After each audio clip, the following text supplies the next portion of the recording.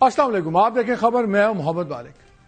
تھا جس کا انتظار وہ شاہکار آ گیا، آ گئی 27th امینڈمنٹ اور سینٹ میں بڑا جھگڑا ہوا، بس آپس میں جناب کاغذ پھاڑے گئے، but all said and done Senate نے پاس بھی کر لی۔ دو مانگے تانگے کے ووٹ تھے۔ JUI کے احمد خان جو بڑے مشہور بزنس مین ہیں، ZKB کا آپ نے نام سنا ہوگا کمپنی، بہت بڑے ان کے گورنمنٹ کانٹریکٹس بھی ہیں، وہ JUI کو چھوڑ کے ادھر آ گئے۔ پھر سینیٹر سیف اللہ ابرو، یہ PTI کے ہیں، انہوں نے بھی کیا آج ووٹ دیا ساتھ، لیکن ووٹ دینے کے بعد انہوں نے ریزائن بھی کر دیا، غصے کا بھی اظہار کیا ان کا۔ جب 26ویں امینڈمنٹ کے دنوں میں میرے خاندان کے 10 افراد اٹھا لیے گئے، گرفتار ہوئے اور میری بیوی بھی گرفتار ہوئی، تب PTI والوں نے آواز تک نہیں اٹھائی، کہاں تھے؟ اور پھر انہوں نے ریزائن کیا۔ لیکن انٹرسٹنگلی جو اس وقت چیئر کر رہے تھے اپنا یوسف اللہ گیلانی صاحب، انہوں نے ساتھ ہی تسلی بھی دے دی، انہوں نے کہا بے فکر رہیں، ہم آپ کو دوبارہ لے آئیں گے۔ بٹ اینی وے یہ دونوں ڈیفیکشن ووٹس تھے۔ اس کے بعد 64 ووٹوں کے ساتھ PMLN کی گورنمنٹ جو رولنگ الائنس ہے انہوں نے اپنا کر لیا۔ اس میں 2-3 انٹرسٹنگ چیزیں تھیں۔ جب بھی فوج سول ریلیشنز ایسے ہیں پاکستان میں کہ جب اس پہ کوئی امینڈمنٹ کی بات ہو تو بڑی افواہیں چلتی ہیں۔ آرٹیکل 243 کی بات ہو رہی تھی، سب کا خیال تھا پتہ نہیں شاید کیا پاورز آ رہی ہیں، کوئی کہتا تھا فیلڈ مارشل کو سپریم کمانڈر بنا دیں گے اور وہی نامینیٹ کریں گے آئندہ۔ خیر اینی وے نظر یہ آیا کہ پیورلی انٹرنل ریسٹرکچرنگ ہے فوج کی، اور جتنے ایکسپرٹ سے بات ہوئی ہے، جتنے لوگوں سے ہم نے بات کی ہے، وہ کہتے ہیں کہ اس سے بڑی ایفیشنسی بڑھے گی ہمارے ملٹری آپریشنز کی، اور یہ ایسی امینڈمنٹ ہوئی ہے جس کا کوئی پولیٹیکل اس کا فالو آؤٹ نہیں ہے۔ لیکن ہمیں بتایا گیا عوام کے لیے ہو رہا ہے۔ جو جوڈیشری کے ساتھ ہو گیا اس پہ تو ہم بات کریں گے، وہ آپ کے سامنے ہے، لیکن ایک شک نہیں گھس گئی، اور وہ جو کیبنٹ سے ڈرافٹ ہوا تھا اس میں وہ نہیں تھا، اور اس میں آیا کہ جی وزیر اعظم کو اور صدر کو استثناء دے دیں عمر بھر کے لیے کسی بھی قسم کی پروسیکیوشن سے، اریسٹ سے، کرمنل پروسیڈنگ سے۔ پرائم منسٹر نے تو فوراً اس کو کہہ دیا کہ نہیں، پرائم منسٹر کو آپ یہ مت دیں، اور یہ مجھے پتا بھی نہیں تھا، تو یہ اس پہ بالکل انہوں نے بڑی عقل مندی اور میرا خیال ہے گریسفلنس کا ثبوت دیا۔ لیکن پیپلز پارٹی اپنا کام کروا گئی۔ اب زرداری صاحب کو اگر یہ نیشنل اسمبلی سے بل پاس ہوتا ہے، کل وہاں پہ ایکسپیکٹڈ ٹیبل ہوگا، پرسوں ووٹنگ ہو جائے گی، ان کو استثناء ہو گیا، اور اس کا مطلب ہے جو ان پہ پہلے 2-3 کیسز چل رہے ہیں وہ بھی ختم، dead in their tracks. Logic کیا ہے؟ پوری دنیا میں استثناء ہوتا ہے پریزیڈنٹس کو، پرائم منسٹرز کو، لیکن صرف ان کے دور حکومت کے ٹائم کا اور ان ایکشنز کا جو انہوں نے اس آفیشیل کیپیسٹی میں کوئی اقدام اٹھائے ہوں، بیکاز وہ گڈ فیتھ میں سمجھا جاتا ہے۔ ہمارے یہاں پہ جناب انہوں نے ساری زندگی کا استثناء، وائی یہ بھی پوچھیں گے کہ جسٹیفیکیشن ہے کیا؟ یہ تو عوام کے لیے تھا، ہمیں تو استثناء بجلی کے بل سے بھی نہیں ہے، ہمیں تو استثناء ٹریفک کے چلان سے بھی نہیں ہے، یہاں پہ آپ کی ساری زندگی کے استثناء ہے۔ کورس والی بات بھی میں نے آپ کو علیحدہ کر دی، وہ بھی اس میں بھی بات ابھی خیر ڈیٹیل میں تھوڑی سی کریں گے۔ اس کے علاوہ جو 2-3 چیزیں بڑی انٹرسٹنگ ہیں جوڈیشری کے اندر، جتنا سب کچھ ہو گیا ہے، اب نظر یہ آ رہا ہے کہ کوئی بھی ججز جو انڈیپینڈنٹ مائنڈیڈ ججز ہیں، میں یہ نہیں کہتا کہ وہ PTI کو سپورٹ کر رہے ہیں یا PMLN کو کر رہے ہیں، کوئی بھی جج اب نظام میں تبھی چلے گا اگر وہ نظام کی بات مانے گا، کیونکہ اب جو ٹرانسفر کی چیز ہو گئی ہے، اگر آپ ٹرانسفر کو انکار بھی کرتے ہیں تو آپ نوکری سے فارغ سمجھے جائیں گے، ریٹائرمنٹ آپ کو مل جائے گی آپ کی سروس کی لینتھ کے مطابق، اب کوئی کر ہی نہیں سکتا۔ ہمیں بتایا جا رہا ہے کہ جی یہ کانسٹیٹیوشنل کورٹ بھی جو بنی ہے، یہ تو پیپلز پارٹی کا اور جو مسلم لیگ نون کا 2006 میں میثاق جمہوریت ہوا تھا اس میں لکھا ہوا ہے، لیکن نہ پیپلز پارٹی آپ کو بتاتی ہے نہ PMLN بتاتی ہے کہ اس میں جب کانسٹیٹیوشنل کورٹ کی بات ہوئی تھی تو اس وقت مشرف صاحب کا زمانہ تھا اور پیکیولر حالات تھے، اور اس میثاق جمہوریت میں کچھ چیزیں بھی تھیں کہ ہم یہ چاہتے ہیں کورٹ کرے، اور اس میں 6 سال کے لیے کانسٹیٹیوشنل کورٹ بنانے کی بات ہوئی تھی۔ اگر 6 سال کے لیے تھی تو ایک پرٹیکولر صورتحال کے لیے تھی۔ یہاں کیا گیا کہ اس لیے ہم بنا رہے ہیں، مقدمات کی تعداد بہت زیادہ ہو گئی ہے، پینڈنگ کیسز۔ اپنی رپورٹ ہے کمیشن کی کہ 92% کیسز جو ہیں ڈیلیڈ وہ ڈسٹرکٹ جوڈیشری کے لیول پہ ہیں، اور صرف 3% سپریم کورٹ میں ہے۔ اور اگر جب آپ نے 26ویں امینڈمنٹ میں تعداد بڑھائی 25 ججوں کی تو وہ بھی جج پورے نہیں بھرتی کیے ہوئے، وہاں پہ بھی 2 آسامیاں خالی ہیں۔ تو یہ پھر کس لیے ساری امینڈمنٹس ہوئی ہیں؟ نہ پینڈنگ کیسز کا اس سے تعلق ہے، نہ اس کا تعلق کسی اور چیز سے، تو لگتا ہے کہ پاور پلے ہوا ہے، اور جتنی امینڈمنٹس آئی ہیں یہ ساری صرف کنٹرول بڑھانے کی چیزیں ہیں۔ اور اپوائنٹمنٹ جب کون کریں گے؟ پریزیڈنٹ صاحب کر رہے ہیں، تو ایگزیکٹو کا ایبسولوٹ کنٹرول ہے. کیا ایگزیکٹو کے بطن سے پیدا ہونے والی عدلیہ آزاد ہو سکتی ہے؟ پروگرام کے پہلے حصے میں بات کریں گے. بیرسٹر عقیل ملک ہمارے ساتھ ہیں, minister of state for law and justice. السلام علیکم عقیل. جی السلام علیکم مالک صاحب. پہلے تو یہ باقی ججوں پہ تو بعد میں آئیں گے, جسٹیفائی کر دیں یہ عمر بھر کا جو استثناء, پوری دنیا میں کوئی ایگزامپل مجھے ایک دے دیں کس ملک کے اندر ایسا استثناء ہے سوائے جہاں ڈکٹیٹرز نے اپنے آپ کو دیا ہوا ہے, سوائے اس کے کہ پی نے ڈیفینیٹلی آپ کو بلیک میل کیا ہے اپنے ووٹ لینے کے لیے اور آپ لوگ لمبے لیٹ گئے. مجھے اس کی ایک وجہ بتا دیں. بسم اللہ الرحمن الرحیم. مالک صاحب بہت بہت شکریہ. دیکھیں بالکل یہ اتحادیوں کی طرف سے آئی ہے اور آپ نے خود ہی ان سو مینی ورڈز کہہ دیا, میرے خیال سے مجھے وہ لفظ ادا ہی نہیں کرنے پڑے. تو ظاہری بات ہے آپ بخوبی سمجھتے ہیں ہمیں فیڈرل کانسٹیٹیوشنل کورٹ کے لیے, ٹرانسفر آف ججز کے لیے, دیگر جو ڈیفنس ریسٹرکچرنگ تھی اس کے لیے ووٹ درکار تھے جو کہ نیشنل انٹرسٹ کی چیزیں تھیں. اس میں بالکل یہ چیز واضح سامنے آئی اور انہوں نے کہا کہ یہ بھی شک ڈلے گی اور پھر 248 میں وہ شک ڈلی. اس پہ ظاہری بات ہے کہ ہم نے بطور اتحادی ان کا ساتھ دیا اور یہ لائف ٹائم استثناء والی جو بات ہے یہ امیونٹی ویسے میرا ایک پرسنل ویو ہے کہ ایبسولوٹ نہیں ہونی چاہیے اور جنرلی اسپیکنگ ایون ایبسولوٹ ہوتی بھی نہیں ہے. آپ بے شک اس کو آئین میں بھی ڈال دیں. The well of immunity can always be pierced as obviously آپ کو پتا ہے کہ دنیا پوری میں اگر دیکھیں تو امیونٹی کا ویل بھی پیئرس کر دیا جاتا ہے, وہ پردہ بھی پیئرس کیا جا سکتا ہے, ایسی بات نہیں ہے.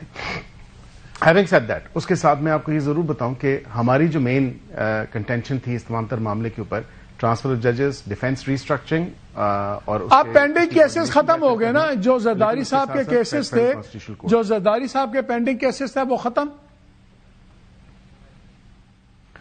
بظاہر تو یہی نظر آتا ہے لیکن ابھی کیونکہ صرف سینٹ سے پاس ہوئی ہے, ابھی نیشنل اسمبلی سے پاس نیشنل اسمبلی سے بھی ہو جائے گی یار, اس میں تو یہ تو چھوڑ دینا. سینٹ دیں گے. ہاں میں اس ایگزمپشن پہ پاس کروں, پتا ہے آپ کو پتا ہے, مجھے پتا ہو سینٹ دیں گے اور پھر یہ آئین کا حصہ بنے گی. اچھا دوسرا آپ لوگوں نے بڑا شور ڈالا کہ جی ہمیں سپریم کورٹ اس لیے بھی چاہیے تھی, پینڈنسی آف کیسز بڑے تھی اور سب کچھ تھا. تو پینڈنسیز تو آپ کی, آپ نے جج بڑھایا, وہاں پہ 10-15 جج اور لگا دیتے, آپ کے پاس تو جج بڑھانے کا اختیار تھا. دیکھیں it's not just about pendency, it's about the fact کہ جتنا ٹائم ایٹ اپ کرتے ہیں, اب مارس جوپیٹر سے تو لے کے آنے نہیں ہے, یہ وینس سے وہ ججز آنے نہیں ہیں. جو آئینی بینچ میں بھی جج کام کر رہے ہیں وہ ریگولر ڈاکٹ بھی کرتے ہیں, ریگولر بینچز میں بھی بیٹھتے ہیں. اب اس تمام تر حوالے سے اگر آپ یہ دیکھیں تو سپر ٹیکس کی کیس کی ایک ایگزامپل ہے جو مہینے سے اوپر اس کی ہیئرنگز چل رہی ہیں. تو اس کا بڑا سمپل, اسی طرح آپ دیکھیں کہ عقیل اس کا بڑا سمپل آسان طریقہ ہے نا, آپ سپریم کورٹ کے جو بینچ بیٹھا ہوا ہے کانسٹیٹیوشنل بینچ, ان کے ججز کو نہ چھیڑیں. باقی آپ نے 25 کیے تھے, آپ 32 بھی کر سکتے ہیں, آپ وہاں ججز بڑھا دیتے تو مسئلہ ختم ہو جاتا. یہ جج 5 جج بیٹھ کے کرتے رہتے کانسٹیٹیوشنل کا کام, دوسرا کام سپریم کورٹ کرتی رہتی. نہیں مسئلہ حل نہیں ہوتا اسی وجہ سے کیونکہ جو بار بار آئینی پٹیشنز آتی ہیں, اصل مسئلہ حل نہیں ہوتا نا, کانسٹیٹیوشن کورٹ کی ضرورت ہے. یہ جو اپیلز بھی آتی ہیں نیچے سے ہائی کورٹ سے, اس کے لیے سیپریٹلی ایک آپ کو آئینی عدالت کی ضرورت تھی جو کہ چارٹر آف ڈیموکریسی جو ہے ہمارا میثاق جمہوریت, اس کی روح سے بھی اگر آپ دیکھیں so that's a long standing agreement. Charter of democracy کو نہ کوٹ کریں. میں نے ابھی شروع میں بتایا ہے کہ چارٹر آف ڈیموکریسی بڑا کلیئرلی کہتا ہے کہ جی یہ چیزیں ہمیں چاہیے. مشرف کی ڈکٹیٹرشپ میں یہ واقعات ہوئے, وہ اس پہ رولز چاہیے. 6 سال کے لیے اس میں ریکمینڈڈ تھی, ہمیشہ کے لیے نہیں تھی. اس میں لکھا ہوا ہے کانسٹیٹیوشنل کورٹ فار 6 ایئرز, تو وہ ایک خاص پیرائے میں تھی. وہ آدھی بات آپ اور پیپلز پارٹی بتا رہے ہیں لوگوں کو, پوری نہیں بتا رہے. نہیں پوری بات بالکل, آپ بالکل ٹھیک کہہ رہے ہیں, درست کہہ رہے ہیں کہ 6 سال کے لیے تھی. ہو سکتا ہے ہم دیکھیں کہ یہ کیسز کا برڈن جو ہے کم ہو جاتا ہے اور obviously ایک بیک لاگ جو ہے وہ افیکٹولی کلیئر ہوتا ہے at all levels of judiciary, تو پھر ظاہری بات ہے ہم اس کو ختم کر دیں گے. لیکن میں سمجھتا ہوں کہ جس طرح ساؤتھ افریقہ میں it's a common law and civil law country, وہاں پہ بھی کانسٹیٹیوشن کورٹ ہے, یہاں پہ بھی ہم شریعہ لا اور کامن لا دونوں ساتھ لے کے چلتے ہیں, اور کانسٹیٹیوشن کورٹ ہو جائے اور سیپریٹلی کانسٹیٹیوشن کیسز جو ہیں ایک ہی عدالت میں سنیں, اور جو عام لوگوں کے کیسز ہیں جو گاما بوٹا یا ارشد ہے اس کے کیسز کم از کم جو ہیں اس کی 15-20 سال سے سڑ رہے ہیں, وہ کم از کم ٹیک اپ ہو جائیں. I have to give you marks for that. 26 کے وقت آپ نے کہا تھا جی ہم ڈسٹرکٹ جوڈیشری ٹھیک کریں گے, انویسٹمنٹس کریں گے, یہ کریں گے. اصل مسئلہ تو وہاں ہے. 2.1 ملین کیسز میں سے 92% کیسز وہاں ہیں. وہاں سر چھنکنا نہیں کیا, کچھ نہیں کیا آپ لوگوں نے. جہاں آپ نے صرف ججز کو قابو کرنا تھا. ہم نے پروپوز کیا تھا میجسٹریسی کا نیچے سے میجسٹریٹ کورٹ سے برڈن اپلفٹ کرنے کا. ہم نے کہا تھا کہ وہاں پہ برڈن ریڈیوس اور آپ ہمیشہ وہاں پہ ایزیئر ایکسس. عقیل ایک سوال اور بھی سن لیں. لیکن اتحادیوں کی آپ بڑی جلدی کیا کر سکتے ہیں. آپ بڑی جلدی ساؤتھ افریقہ سب کو بتاتے ہیں. میں دیکھ رہا تھا جرمنی, اٹلی, اسپین, یہاں پہ کانسٹیٹیوشنل کورٹس ہیں. یہاں اس لیے ہیں کہ یہ سول لا کی یہ کنڈیشن ہے, تو یہ لیجسلیشن سٹرائک ڈاؤن نہیں کر سکتے. لیکن جہاں سپریم کورٹ قانون سازی کو سٹرائک ڈاؤن کر سکتی ہے اس میں تمام بڑے ملک ہیں. اس میں یو کے ہے جہاں سے ہم نے اپنا قانون سارا لیا, یو ایس اے ہے, کینیڈا ہے, آسٹریلیا ہے, جاپان ہے, نیوزی لینڈ ہے. یہاں پہ کہیں کانسٹیٹیوشنل کورٹ نہیں ہے بیکاز یہ کامن لا کی ٹریڈیشن ہے. سو آپ نے لوگوں کو ایسے تاثر دیا جیسے پتہ نہیں کتنے 100 ملک ہیں جہاں پہ یہ کانسٹیٹیوشنل کورٹس بنی ہوئی ہیں اور پتہ نہیں کتنے صدروں کو استثناء حاصل ہے. چلے اس بات پہ چھوڑ دیں. 80 ملک تو ہیں کانسٹیٹیوشنل کورٹس بنی ہیں, ویدر دے سول لا اور کامن لا جورسڈکشنز. میں آپ سے یہ ضرور کہہ سکتا ہوں مالک صاحب کہ یہاں پہ کم از کم یہ نہیں ہے کہ بالکل کوئی الٹرا وائرس ہو, کوئی قانون اگر آئین کی منافی ہو تو اس کو سٹرائک ڈاؤن نہیں کر سکتے. کانسٹیٹیوشنل کورٹ یہی لاسٹ کوسچن یہی تو کہہ رہے ہیں کہ یہ اس طرح کے کیسز کم از کم بائفرکیٹ ہونے چاہیے. جو عام شہریوں کے کیسز ہیں, فیملی, کمرشل, کارپوریٹ, رینٹ, اس کے علاوہ کرمنل, سول کیسز, وہ سپریم کورٹ سنے. اب بات بائفرکیشن سے ڈائسیکشن پہ چلی گئی ہے, ذرا بات 2 قدم آگے چلی گئی ہے.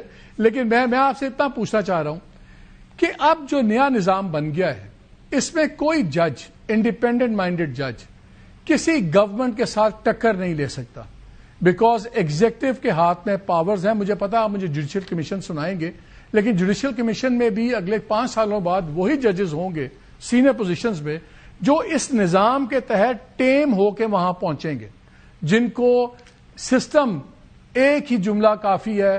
اگر بیرسر عقیل صاحب جج ہیں ہائی کورٹ کے, فیصلے ناپسندیدہ کر رہے ہیں جو وقت کے طاقتور لوگ ہیں تو ان کا ٹرانسفر اب سبھی کریں گے. اگر وہ نہیں مانیں گے تو وہ نوکری سے فارغ کر دیے جائیں گے.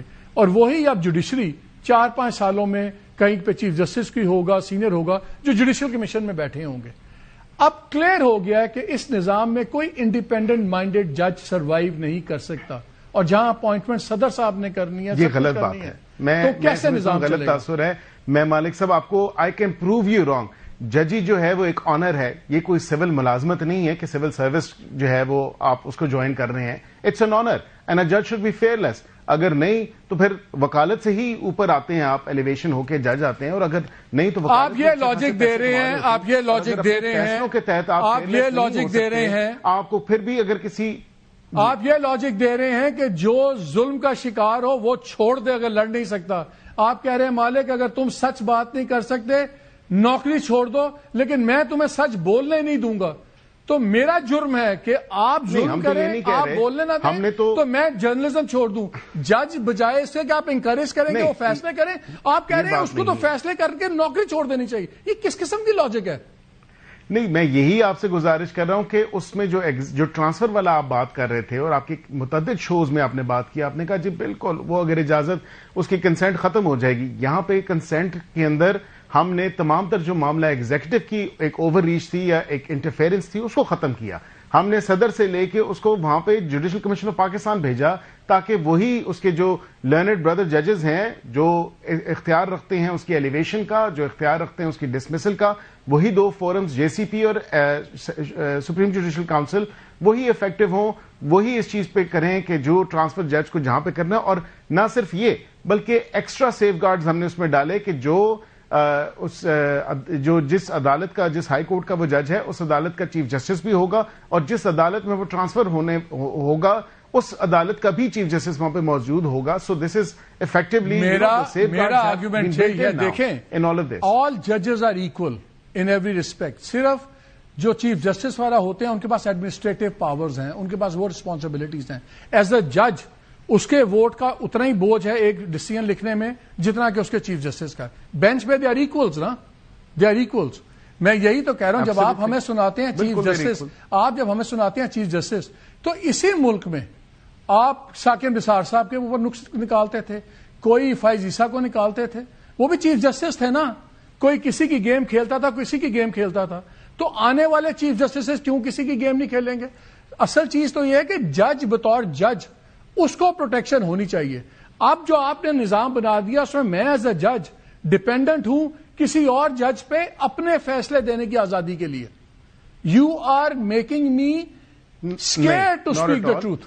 آپ سے دیکھیں, اس کو کم از کم ایک رائٹ آف ہیئرنگ ہے, وہ آ کے بتائے کہ مجھے کیوں ٹرانسفر کیا جا رہا ہے, مجھے کیوں ٹرانسفر نہیں ہونا چاہیے. He has that right of hearing before the Judicial Commission of Pakistan, and then if he obviously if in writing reduce نہیں کی جاتی. اچھا پہلے یہ کیوں لکھا تھا ان میں؟ ساتھ اگری نہیں چلے میرا یہ بتائیں, جے سی پی کے تمام تر ممبران جس میں زیادہ میجورٹی ججز کی ہے, تو پھر اس کو وہ سپریم جوڈیشل کاؤنسل بھیجیں گے. مجھے یہ بتائیے, اس کے خلاف 209 کے آپ کے خیال میں کارروائی ہوگی وہ ہوگی. فادرز آف دا کانسٹیٹیوشن نے جب مختلف اقوام پہ چینج کی, یہ شک لائی کیوں گئی تھی؟ اسی لیے لائی گئی تھی نا کہ تحفظ میں لے گیا ایک جج کو کہ اگر میرے فیصلے کسی کو نہیں بھی پسند تو وہ میرے کریئر کے ساتھ کھلواڑ نہیں کر سکتا.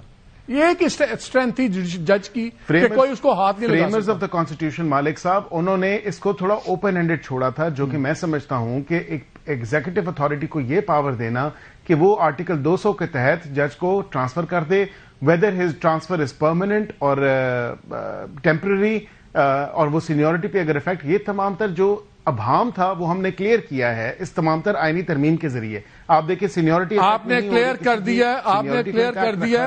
اسی طرح وہ ایک انگریزی کا جملہ ہے, وی ول بیکاز وی کین. آپ نے کلیئر کر دیا کہ ہم یہ قانون سازی کریں گے کیونکہ ہم کر سکتے ہیں, چاہے ہمیں 2 بندے توڑنے بھی پڑیں. اتنی جلدی تھی آپ کو کہ وہ اگر انہوں نے ان دونوں نے ووٹ دیا ہے تو انہوں نے اس کی وجوہات بھی بتائی ہیں, اور ان کی پارٹی ان کے خلاف احمد خان نے کیا بتائی ہے, احمد خان نے کیا کارروائی کرنی ہے وہ کر سکتی ہے. احمد خان نے کیا بتائی ہے؟ احمد خان کی تو ایک وجہ تو نظر آتی ہے کیونکہ بہت زیادہ کمپنی کے کانٹریکٹس گورنمنٹ کے ساتھ ہیں, تو شاید بیچارے ڈرتے ہوں گے کہ میرے ساتھ کچھ ہو نہ جائے. اور ابڑو صاحب نے تو بتا دی, انہوں نے کہا ٹھیک ہے جی میں تو. نہیں, ایسی بات نہیں ہے, انہوں نے اپنی ایک فری ول تھی, اس کے تحت انہوں نے ووٹ دیا, and of course he is not explained. لیکن ابرو صاحب نے تو ایکسپلین کیا, انہوں نے تو بتایا سارا معاملہ. نہیں, ابرو میں تو بحث ہی نہیں ہو رہی. آپ نے احمد خان کا نام لیا نا, میں نے کہا مجھے بتایا نا احمد خان نے کیا وجہ بتائی ہے. مجھے تو وجہ سمجھ آ رہی ہے, آپ مجھے بتائیں ان کی کیا وجہ تھی. ابھی ان کا ایک ویڈیو چل رہا ہے, وہ اتنی پریشانی کی حالت میں پھر رہے ہیں, ان کو راستے نہیں مل رہے اسی اسمبلی سینٹ کے جہاں وہ ممبر بھی ہیں. You can tell the man is nervous. But anyway, اب تو جو ہونا تھا ہو گیا. لیکن وہ ویڈیو میری نظر سے بھی گزری ہے, لیکن میں یہ ضرور کہہ سکتا ہوں کہ انہوں نے ووٹ جو کہ میٹر کرتا ہے وہ انہوں نے اپنی مرضی کے مطابق دیا ہے. اچھا یہ بتائیں, آج تو آپ پاور میں ہیں, آج آپ پاور میں ہیں, کل کو جب آپ پاور میں نہیں ہوں گے, اور ہر کسی نے گورنمنٹ میں ہمیشہ نہیں رہنا, پاور سے نکلنا ہے, ایسی جوڈیشری میں انصاف مل جائے گا آپ کو؟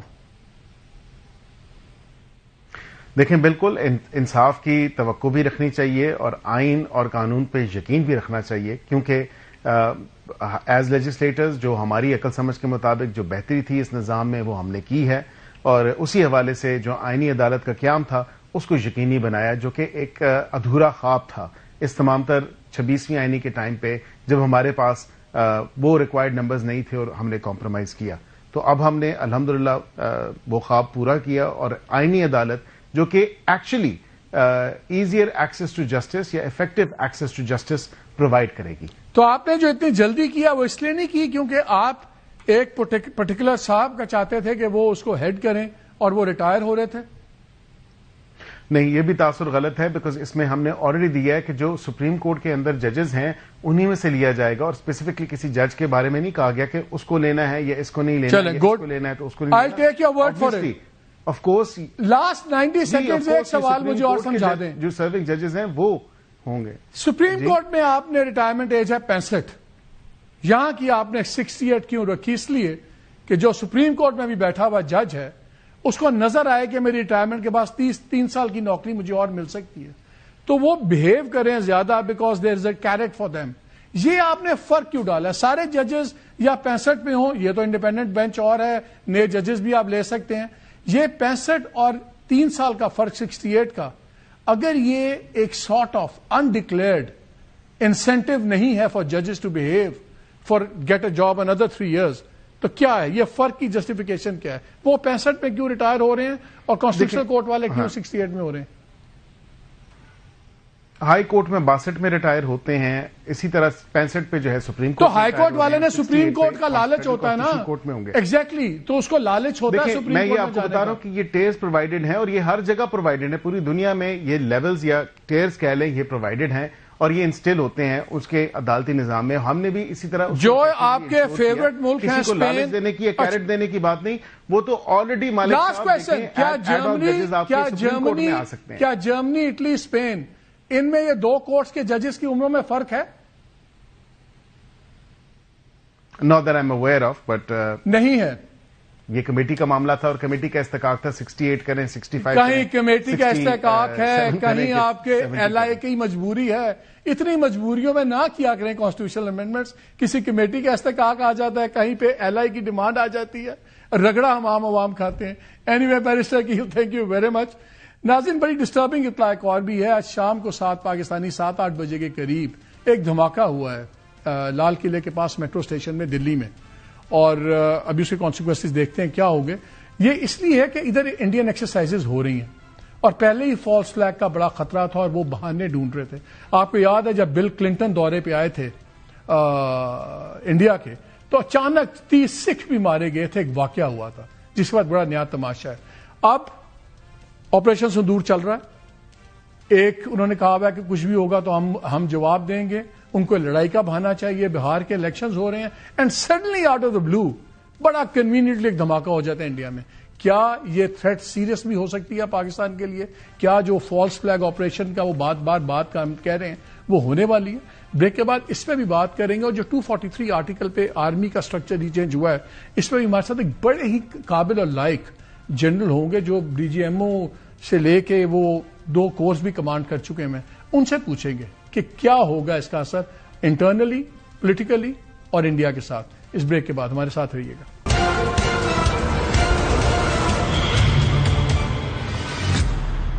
جی ویلکم بیک ٹو دا شو. پاکستان میں اتنی پیکیولر سچویشن ہے کہ جب بھی فوج سے ریلیٹڈ کوئی بھی بات ہو کانسٹیٹیوشن تو اس پہ بڑی افواہیں چلتی ہیں. مثلا اس پر یہ افواہ چلنی شروع ہو گئی کہ جی بڑی امینڈمنٹس آ رہی ہیں جس میں شاید فیلڈ مارشل کو سپریم کمانڈر بنا دیا جائے اور وہی آئندہ ساری اپوائنٹمنٹس کریں گے.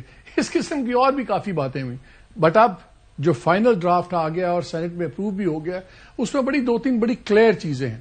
نظر ہی آ رہا ہے کہ جتنی بھی چیزیں ہیں ایک ٹیکنیکل اس کو سارا اوور ہالنگ ہوئی ہے. اور جو چیزیں کچھ پہلے ڈیفیکٹو تھیں، مثلا سب کو پتا ہے ہمیشہ سے chief of the army staff ہیں، وہی بیکاز ان کی لارجسٹ فورس تھی وہی رول کرتے تھے چیزوں کو. اور بھلے ایئر فورس کے چیف ہوں، نیول چیف ہوں، انڈیپینڈنٹ ہے اپنی فورسز کے ہیڈ، لیکن الٹیمیٹلی لفظ جو چلتا تھا وہ chief of the army staff کا ہی چلتا تھا. اب اس سب کو جو کمانڈ بنا دی گئی ہے، ڈیفنس کمانڈ کی جب وہ ان کو کمانڈر بھی بنا دیا گیا ہے، اب وہ بیسکلی چیز کو فارملائز کر دیا. بہت سے لوگوں کا خیال تھا کہ جو چیئرمین جوائنٹ اسٹاف کا سیکریٹریٹ ہے اور دفتر ہے وہ بیسکلی سپرفلوس سی چیز ہے، وہ ایک سیریمونیل پوسٹ بن گیا تھا. اور مجھے جنرل مشرف صاحب کی بات یاد آتی ہے کہ جب وہ آرمی چیف بنے تو آئی ریمبر انہوں نے ورڈ یوز کیے تھے کہ he wanted me to kick me upstairs to the chairman joint staff office. Nawaz Sharif کی بات کرتے ہوئے انہوں نے کہا. تو آئی تھنک وہ ایک اپینڈکس تھا جو اب کٹ جائے گا نومبر کے اندر. لیکن 2-3 اور انٹرسٹنگ چیزیں ہیں کہ ان کی کیا امپیکٹ ہوگا، اس پہ بات کریں گے. ہمیں جوائن کریں لیفٹیننٹ جنرل عامر ریاض صاحب. یہ former president national defence union NDU کے بھی رہے ہیں، former corps commander Lahore, former corps commander Quetta. جن صاحب السلام علیکم. وعلیکم السلام. جی سر، 2 چیزیں. ایک تو یہ جو اب یونیفائی کیا ہے، اور میں تو اسی کو ایز اے اسٹوڈنٹ دیکھ رہا ہوں کہ یہ سارا جو چیزیں پہلے ہوتی تھیں انآفیشلی ہوتی تھیں اب آفیشل ایک کور کے نیچے آ گئی ہیں. اس کا ایفیشنسی سے ریئلسٹکلی کتنا فرق پڑے گا؟ بیکاز یہ کام تو ایسے چل رہا تھا اینڈ آبویسلی کام ٹھیک ہی چل رہا تھا، تو ہم نے اپنے سے 7 گنا بڑے دشمن کو اتنی ذلت آمیز شکست دی. So things were clearly working. تو اس کی ضرورت تھی. بسم اللہ الرحمن الرحیم. جی اس کی بالکل ضرورت تھی. Being a student of national security and military strategy, پہلے بھی شاید میں نے کسی جگہ پہ یہ کہا تھا کہ یہ چونکہ the character of war has change, جنگ بالکل بدل گئی ہے. اب it is not just the air force, the army اور دا نیوی, اور بہت سارے ایلیمنٹس اس میں شامل ہو گئے ہیں, جس میں سائبر وارفیئر ہے, الیکٹرانک وارفیئر ہے, کنکرنٹ انٹیلیجنس آپریشنز ہیں اور انفارمیشن آپریشنز ہیں, بیکاز اس کا ایک بڑا اپنا امپیکٹ ہے. اور اسی طرح lots of new weapons have been introduced because of technology, جس میں ڈرونز ہیں, جس میں ہائپرسونک میزائلز ہیں, and so much more has happened. تو اب جو ماڈرن وار ہے اس میں the character of war has completely changed. اس سارے کو ایک کوہیسو ہول کے طور پہ دیکھنا اور پھر ایک ملٹری اسٹریٹجی بنانا جو آپ کو ڈیٹرنس اور ڈیفینس کو مضبوط کر سکے, اس کے لیے آپ کو ایک سی ڈی ایس یا C D F, chief of defence force headquarter, empowered headquarter چاہیے تھا, جہاں پہ اس کی کنسیپشن, اس کی پلاننگ, اس کا کوآرڈینیشن, اس کی execution and force development can all take place in a very کوآرڈینیٹڈ and controlled manner, جس سے آپ پورا افیکٹ کریٹ کر سکتے ہیں. میں آپ کو بتا سکتا ہوں کہ جس طرح بھی God forbid if there is a misadventure again by India, تو پہلے تو شاید وہ کرنا نہیں چاہیں گے, because it is very difficult for them to get the better of Pakistan military at this point in time, and particularly in a nuclearized environment. تو یہ تو بہت ہی ایک بیوقوفی والی بات ہے, but then human beings do make mistakes. تو جب بھی یہ وین ایور اٹ ہیپنس, اس کو ڈٹر کرنے کے لیے سارے ایلیمنٹس کو اکٹھے کرنا اور ان کی امپلائمنٹ اور پلاننگ کو اکٹھے لے کے آنا ان این امپاورڈ مینر, یہ اٹ واز ایبسولوٹ نیسیسٹی. اور جیسے میں نے پہلے بھی آپ کو کہا کہ اس پہ بہت عرصے سے کام ہو رہا تھا, and all countries of consequence have already reached this point. 2020 میں اگر آپ کو یاد ہو, after what happened in 2019, تو انڈینس نے بھی ایک C D S headquarter اپنا اسٹیبلش کر رہی ہے. That is also evolving. So it was the need of the time, keeping in view the development of the modern warfare as it is panning out. دوسری بڑی important چیز یہ تھی کہ پاکستان ایک سب کنوینشنل کانفلکٹ میں بھی پھنسا ہوا ہے, اور ہمارے دشمن اس کو پورا امپلوائے کر رہے ہیں. وہ بلوچستان میں ہے, وہ کے پی میں ہے, اور اس میں بھی it is the civilian component, then it is the civil armed forces, then it is the army, air force, اور کوسٹل ایریاز میں it is the coast guards and the navy. تو یہ سارے مل کے ایک جگہ پہ کام کر رہے ہوتے ہیں ٹو کریٹ امپیکٹ. اس کے ساتھ انٹیلیجنس آپریشنز بھی چل رہے ہیں, اس کے ساتھ ساتھ انفارمیشن آپریشنز بھی چل رہے ہیں. تو اس سارے کو پلان کرنا تاکہ ہماری سب کنوینشنل کیپیبلٹی, کنوینشنل فورسز کی کیپیبلٹی, اینڈ ایونچولی جس طرح یہ نیشنل اسٹریٹجک کمانڈ ہے, ہماری نیوکلیر فورسز کی کیپیبلٹی آپس میں اس طرح انٹر لنک ہو کہ پاکستان کا ایک اوور آل ڈیفینس جو ہے it becomes more solidified and it present itself as a deterrent to any enemy. تو یہ اس کا ہول کانسیپٹ ہے جس کے پیچھے these are the motivating factors اور factors which are influencing this development, اور یہ لانگ اویٹڈ تھی. لیکن جیسا یہ بتائیں, اب یہ فارملائز, جیسے میں نے شروع میں کہا کہ پہلے ایک انفارمل اسٹرکچر تھا. لائک فار ایگزامپل مجھے پرسنلی پتا ہے کچھ واقعات سے بفور دی اپوائنٹمنٹس کہ جو کرنٹ ایئر چیف ہیں, ان کی اپوائنٹمنٹ میں اس وقت جو آرمی چیف تھے جنرل باجوہ, ان کا بڑا رول تھا. پرائم منسٹر سیکریٹریٹ نے کسی اور کا سوچا ہوا تھا, اور پھر بہت سے لوگوں نے ان کی تعریفیں کی. تو اس وقت کے chief of the army staff نے بھی ایڈوائز کیا پرائم منسٹر کو کہ ان کو لائیں. سو انفارمل رول تھا. اب جب فارمل رول ہو گیا اور چیف آف ڈیفینس فورسز جو ہے یہ اب 12 مہینے کی نوکری ہے, تو ایز فیلڈ مارشل, اب chief of the army staff تھے, فیلڈ مارشل آنری ٹائٹل آ گیا, تو بہرحال وہ اپنی فورسز کو دیکھ رہے تھے. اب فیلڈ مارشل فارملی تمام فورسز کو اوور آل ان کے نیچے وہ آ گئی ہیں, امبریلا کے نیچے. تو کیا پھر آگے کیا ایک ان فیوچر ایک full time separate army chief بھی اپوائنٹ کرنا پڑے گا کہ یہ اسٹرکچر ایسے ہی چلے گا؟ دیکھیں, جب بھی کوئی چیز نئی کرنی ہو آپ نے, تو آپ اس کو ایک بڑا اسموتھ سیلنگ کے ساتھ لے کے چلنا چاہتے ہیں تاکہ اٹ گیٹس ویل گراؤنڈیڈ. جب یہ اسٹیبلش ہو جاتا ہے, اس کو 5-10 سال گزر جاتے ہیں, اور اس میں بہت سارے اس کے ساتھ ایک کلچرل, ملٹری کلچر میں پورے میں ایک چینج آنی ہے. وہ چینج جو کلچرل چینج ہے وہ ابزارب ہو جاتی ہے, اور ہم اس آپریشنل ایفیشنسی تک پہنچ جاتے ہیں. تو ایونچولی شاید اس جگہ تک جانا پڑے کہ then you have a separate chief of the army staff, and a separate chief of defence forces. But اس کو اسٹیبلش کرنے کے لیے اس کو to give it a jump start, to give it a strong start, I think it is a good step to start with. آگے چل کے کیسے ہوتا ہے, ایز دیکھیں کوئی بھی چیز نتھنگ از پرماننٹ. جیسے جیسے ہمارا تھریٹ ایوالو ہو رہا ہے, جیسے جیسے ماڈرن وارفیئر ایوالو ہو رہی ہے, اسی طرح ایوولوشن فوجوں میں بھی ہو رہا ہوتا ہے. تو آگے چل کے آج سے 10 سال کے بعد when it is well grounded, تو پھر تو یہ بھی ہو سکتا ہے کہ army chief of defence forces could be from the air force and could be from the navy. تو وہ ایک سٹیج ہے جو کسی ایک ٹائم پہ آئے گی. اینڈ میرا یہ خیال ہے کہ دنیا نے آلریڈی بہت سارے ملکوں میں وہ یہاں تک پہنچ گئے, یونائٹڈ اسٹیٹس امریکہ میں, کچھ اور ملکوں میں, کہ اب ان کا air force, navy, land forces, marine forces میں سے کوئی بھی چیف آف ڈیفینس اسٹاف ان کا ہو سکتا ہے. تو یہ it is to start with اس لیے کرنا ضروری تھا کہ Pakistan army is a much larger force. یہ ایسٹرن بارڈر بھی دیکھ رہی ہے, ویسٹرن بارڈر بھی دیکھ رہی ہے, کنونشنل فورسز کو بھی دیکھ رہی ہے, سب کنونشنل تھریٹ کو بھی دیکھ رہی ہے. تو یہ سارے کو ایک جگہ پہ لا کے اس کو جمپ سٹارٹ کرنا, اچھے طریقے سے سٹارٹ کرنا, آئی think it was a good step. لیکن آگے چل کے کیسے پین آؤٹ ہوگا وین اٹ از ابزاربڈ اور یہ کلچر ڈیولپ ہو جاتا ہے, تو پھر تو بہت ساری possibilities will come into play. Eventually, yes, I agree with you, a stage will come when there will be a separate chief of the army staff and a separate empowered chief of defense staff headquarters. اور دوسرا یہ بتائیں, آپ تو operations کے ماہر ہیں, آپ نے تو 2 کورس بھی چلائی ہیں, تو اب ایک فل سٹاف سیکریٹریٹ ہوگا, پوری چیزیں, تو کیا جو یہ چیئرمین جوائنٹ سٹاف کا تھا پورا سیٹ اپ, کیا وہ اب فیلڈ مارشل سیکریٹریٹ بن جائے گا آپ کے خیال میں؟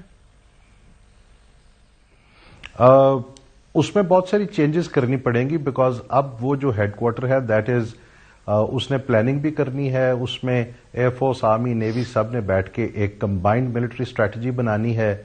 تو اس میں چینجز آئیں گی. اس سیکٹریٹ کی جو ابھی شکل ہے اس میں بہت ساری چینجز ابھی آپ کرنی پڑیں گی to make it operationally more viable headquarter. تو یس, وہ اس ہیڈ کوارٹر کو یوز کیا جا سکتا ہے, بٹ اس میں ڈیفینیٹلی چینجز آئیں گی. اور وہ چینجز جو ہیں اس میں تینوں فورسز کے پلاننگ کے لوگ اکٹھے کسی جگہ پہ بیٹھیں گے تاکہ جو ملٹری اسٹریٹجی, آپریشنل پلانز بننے ہیں وہ ایک جگہ پہ اکٹھے بنے. تو میں دیکھ رہا ہوں کہ from the operational planning point of view اس میں چینجز ضرور آئیں گی. To start with, yes it can be used as a start point, but definitely it will also evolve the secretariat. جن صاحب ایک اور چیز بتائیے گا, اس میں کانسٹیٹیوشنل امینڈمنٹ میں لکھا ہوا ہے کہ جو پرائم منسٹر ہیں وہ جو on the recommendation of the chief of the army staff, وہ اپوائنٹ کرے, I mean on the recommendation of the judge, but currently in his role as chief of defense forces, commander of national strategic command کو وہ ان کی recommendation پہ کریں گے. اگر اس سے تو یہ تاثر ملتا ہے کہ یہ پھر 4 اسٹار جنرلی ہوں گے جو نیشنل اسٹریٹجک کمانڈ پہ ہوگا, اور وہ کیوں اس پہ ریکمنڈیشن چاہیے؟ بیکاز اگر وہ نیول چیف کے لیے ریکمنڈیشن نہیں چاہیے, ایئر فورس چیف کے لیے نہیں چاہیے, تو پھر یہ اس پرٹیکولر کمانڈ کے لیے ریکمنڈیشن کیوں چاہیے؟ Because I ask you a lemon question. مجھے کسی نے کہا کہ جی ہمارا اسٹرکچر فوج کا ایسا ہے کہ ہمیں ہر وقت 2 کم از کم 4 اسٹار جنرلز ہونے چاہیے. جب آرمی چیف بھی 4 اسٹار جنرل ہوتے تھے, that was before he became 5 star field marshal. تو کیا یہ 4 اسٹار ہے اس لیے ان کی ریکمنڈیشن ہے؟ کیونکہ اگر 3 اسٹار ہے وہ تو پھر آرمی چیف خود نہیں لگا سکتے. اچھا, اس میں چونکہ مجھے کلیئرٹی نہیں ہے کہ میرا خیال اس امینڈمنٹ پہ یہ نہیں لکھا ہوا کہ نیشنل اسٹریٹجک فورسز کا جو کمانڈر ہے نیشنل اسٹریٹجک کمانڈ کا وہ 4 اسٹار ہوگا یا 3 اسٹار ہوگا. ہاں جی, نہیں لکھا ہوا. لیکن چونکہ نیوکلیر فورسز کی جو اوور سائٹ ہے وہ بڑی, اس پہ سویلین کنٹرول ہے بہت سارا. آپ کو پتا ہے it operates under the national command authority which is headed by the prime minister. اس میں کچھ اور منسٹرز بھی ہیں اور پھر chief of defence staff, chief of defence forces بھی ہوں گے اور باقی چیفز بھی ہوں گے اس میں. تو but the oversight of our nuclear program is through the national command authority. اور اگر نیشنل اسٹریٹجک کمانڈ بننی ہے اور جس میں ہماری جو نیوکلیر فورسز ہیں which component of it operates under the air force, the navy and the army, it all has to come together. تو whether it is going to be a 3 star اور 4 star, but because of this civilian oversight I think that perhaps is the point because of which the chief of defense staff جو ہے اس کی recommendation کے اوپر اس کو prime minister ول appoint. لیکن یہ binding ہوگی کیونکہ الفاظ یہ ہیں prime minister shell on the recommendation of the Chief of the Army Staff, concurrently the Chief of Defence Forces, appoint the Commander of the National Strategic Command. تو یہ ایک بائنڈنگ ایڈوائس ہوگی جس طرح پرائم منسٹر کی advice president پہ binding ہوتی ہے تو یہ بھی پھر بائنڈنگ ایڈوائس ہوگی. ہاں جی, it is sort of binding advice جو مجھے سمجھ آ رہی ہے اس سے, وہ اس کی وجہ بڑی کلیئر ہے کہ جو دا آفیسر ہو the chief of army staff, کیونکہ آرمی سے اگر آنا ایک 3 اسٹار نے ان دا, میرا خیال ہے most probably it is going to be a 3 star. اس 3 اسٹار نے اگر وہاں سے آنا ہے اور اس کی کیا گرومنگ ہوئی ہے, کس لیول پہ اس کی ٹریننگ ہوئی ہے, کیا اس کا ایکسپیرینس ہے, کیا اس کی all those elements chief of army staff, chief of defence forces اس کو بہت بہتر سمجھتے ہوں گے, اینڈ دین اس طرح کا آفیسر وہاں پہ لگایا جائے گا. تو I think that is pretty much in order, کیونکہ اس طرح کی چیز کو تھوڑا سا لوز نہیں چھوڑا جا سکتا. It has to be very tightly kept. Our nuclear program is a very sacrosanct element of our national security. تو اس کو اسی طرح سے ہمیں رکھنے کی ضرورت ہے کہ بہت کلیئرٹی کے ساتھ gentleman is picked up and is put there. اور اس پہ پھر یہ آپشنز نہیں ہے 1 2 3 4, اور اس پہ وہ there can't be any politics around it. آپ کا میں ایک اور پروگرام میں باتیں سن رہا تھا, آپ نے بڑی ڈیٹیل میں ایلیبریٹ کیا, اس لیے میں وہ بڑا I'm just cutting it short. لیکن آپ کا وہاں پہ خیال یہ تھا کہ اب with this office جو آپریشنل انڈیپینڈنس ہے نیول چیف کی, ایئر فورس چیف کی, یہ افیکٹ نہیں ہوں گی بیکاز وہ انٹرنلی اپنا خود ہی پروموشنز کریں گے, اسی طرح کام چلتا رہے گا. لیکن یہ اب ایئر راؤنڈ جاب ہے, اور آبویسلی اگر الٹیمیٹ آپ نے ایک کوہیژن کرنی ہے, ایک strategic certain level of efficiency لانی ہے, تو کیا امپیکٹ نہیں ہوگا ان کی انڈیپینڈنس؟ بیکاز اب آرمی چیف تو ایک اپنے سائلوں میں تھا نا, بٹ جو کمانڈر آف ڈیفینس فورسز ہیں ان کے لیے تو تینوں کا رائز آپ نے دیکھنا ہے کہ نیول کی کیپیسٹی کیسے آ رہی ہے, ایئر فورس کی کیسے آ رہی ہے, تو کیا ان کی کمانڈز انڈرمائن نہیں ہوں گی تھوڑی سی؟ نہیں جی, بالکل انڈرمائن نہیں ہوگی. دیکھیں پہلا پرپز کیا ہوتا ہے کسی بھی ہائی ڈیفینس آرگنائزیشن کا؟ پہلا پرپز یہ ہے کہ ہمارے ڈیفینس کو اور ہماری ڈیٹرنس کو کتنا فائدہ ہو رہا ہے اس سے. Are we moving in the right direction کہ ہماری ڈیفینسو کیپیبلٹی جو ہے اس سے بڑھ رہی ہے, یا ہماری ڈیفینسو کیپیبلٹی اور اوفینسو کیپیبلٹی بوتھ اس سے کم ہو رہی ہیں؟ تو it is very clear, it has been proven with time کہ chief of defence staff, chief of defence forces کا جو ہیڈ کوارٹر ہے, اگر یہ ایک یہاں پہ ایک اکٹھا پلان بنتا ہے جس کے بعد ایئر فورس, نیوی, آرمی اپنے آپریشنل پلانز بناتی ہیں, ان کو آپس میں کوآرڈینیٹ کرتی ہیں, پھر ایک فورس ڈیولپمنٹ پلان بنتا ہے جس میں navy, air force, army according to their operational needs develop ہوتی ہے, اینڈ اٹ از آل کوآرڈینیٹڈ. تو یہ تو ہماری, میرا اور آپ کا, یہ کسی کا بھی پہلا سوال تو یہ ہونا چاہیے نا, اس سے ہماری ڈیفینسو کیپیبلٹی بڑھ رہی ہے یا کم ہو رہی ہے؟ It is obviously getting increased, it is getting more synchronized. ہمارے افیکٹس کریٹ کرنے کی capability against our enemies will be much more than what it was before. تو پہلا سوال تو یہ ہے. دوسرا یہ کہ آپریشنل انڈیپینڈنس, نو, جتنی اس کی اب پروموشن, وہ ایڈمنسٹریٹو چیز ہے نا, پروموشن وہ بھی ساری ان کے پاس رہیں گی, اور جو ان کی اپنی اندر ٹریننگ ہے اور اپنی گرومنگ آف آفیسرز ہے اور اپنے آپریشنل پلانز کو ایک خاص طریقے سے لے کے چلنا, اور جب آپریشنز ایگزیکیوٹ ہو رہے ہوتے ہیں تو ایئر چیف اور air operation will have complete independence, and likewise the Navy, likewise the Army, but they all are moving in a synchronized manner to create that effect which is sought at the national level. تو ایک تو یہ چیز ہوگی. دوسرا یہ ہے کہ دیکھیے اب ٹائم ڈیسیژن سائیکلز بڑے چھوٹے ہو گئے ہیں. You and I know that we are unfortunately, جو انڈین اس وقت کی ایلیٹ ہے پولیٹیکل اینڈ ملٹری, انہوں نے کہا جی کہ ہمارا یہ نیو نارمل ہے جس کو ہم نیو ایب نارمل کہتے ہیں, آپریشن سندور کنٹینیوز.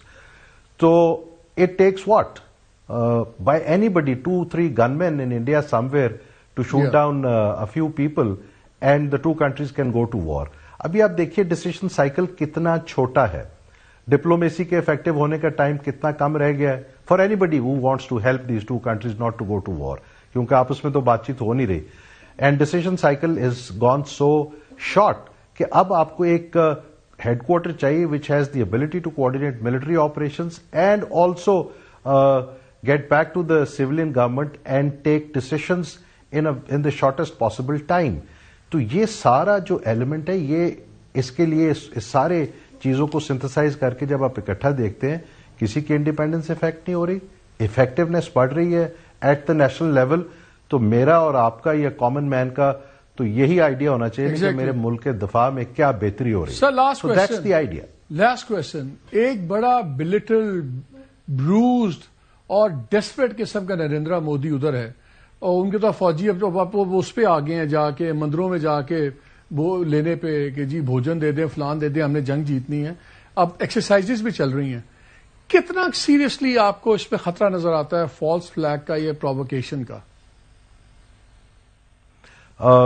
اگر تو میں اس کو ریشنل اسٹریٹجک مائنڈ سے دیکھوں تو space of war does not exist between the two nuclear states. جنگ نہیں ہونی چاہیے. کنونشنل کیپبلٹی انڈیا کی اتنی اوور ویلمنگلی سپیریئر نہیں ہے کہ وہ کوئی سگنیفیکینٹ ایڈوانٹیج پاکستان سے ملٹریلی لے سکے, بلکہ الٹا نقصان ہو سکتا ہے.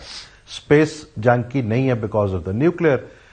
لیکن دیٹ سیڈ جب آپ دیکھتے ہیں کہ ایک ارریشنل مائنڈ سیٹ ہے وہاں پہ وچ از ریلیجیسلی موٹیویٹڈ, جو کہ ہندو نیشن اسٹیٹ بنانے جا رہا تھا, ریجنل ہیجمن بننے جا رہا تھا اور دنیا کو ایک اپنی پاور کو ڈسپلے کر رہا تھا, that thing has come crashing down.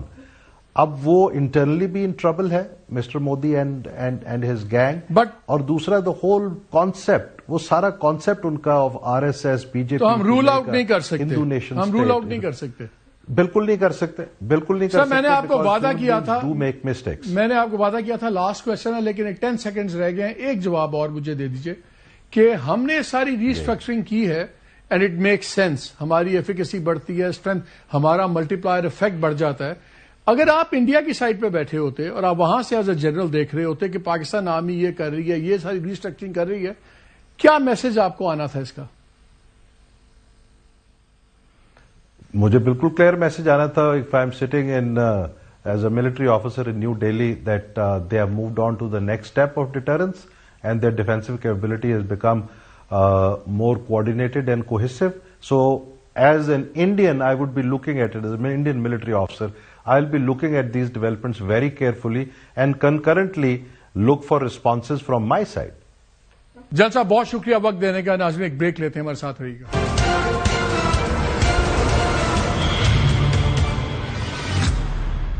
G welcome back to the شو. آپ نے بیرسٹر کیل صاحب کی باتیں سنی, چیزیں بڑی کلیئر ہیں. اگر کیسز پینڈنسی کا معاملہ ہے تو یہ سولوشن نہیں تھا. اگر ججز کی انڈیپینڈنس کا معاملہ ہے تو اگین انڈیپینڈنس بڑی نہیں ہے, بہت کم ہوئی ہے. تیسرا, اور اگر یہ ہمیں بتائے کہ سارا نظام جو ہے اب جوڈیشری ہی ججز کا فیصلہ کرے گی, تو کون سی جوڈیشری جو اس وقت اگلے 5-6 سال میں اس سینئر پوزیشن میں تبھی پہنچیں گے جب اس نظام کے اندر وہ اور صبر سے کام کر رہے ہوں. ایک چیز تو بڑی کلیئر ہے کہ جو جوڈیشری ایگزیکٹو کے زیر اثر ہو, پیدا ان کی گود میں ہو اور ان کے کنٹرول میں ہو, وہ آزاد جوڈیشری نہیں ہو سکتی. اور یہ جو عدلیہ کی آزادی ہے کہ ججز کی آزادی نہیں ہم مانگ رہے, اس میں آپ کی میری بقا ہے. کیونکہ اگر جوڈیشری آزاد نہیں ہے تو جن کے پاس طاقت ہے, چاہے وہ بیوروکریسی ہے یا وہ گورنمنٹ میں بیٹھے ہوئے الیکٹڈ ہمارے لوگ ہیں, وہ اپنی طاقت کا ہمیشہ بے دریغ اور بے رحمانہ استعمال کرتے ہیں. ہمیں انڈیپینڈنس آف ججز نہیں چاہیے, ہمیں انڈیپینڈنس آف جوڈیشری چاہیے. اجازت دیجیے, اللہ حافظ.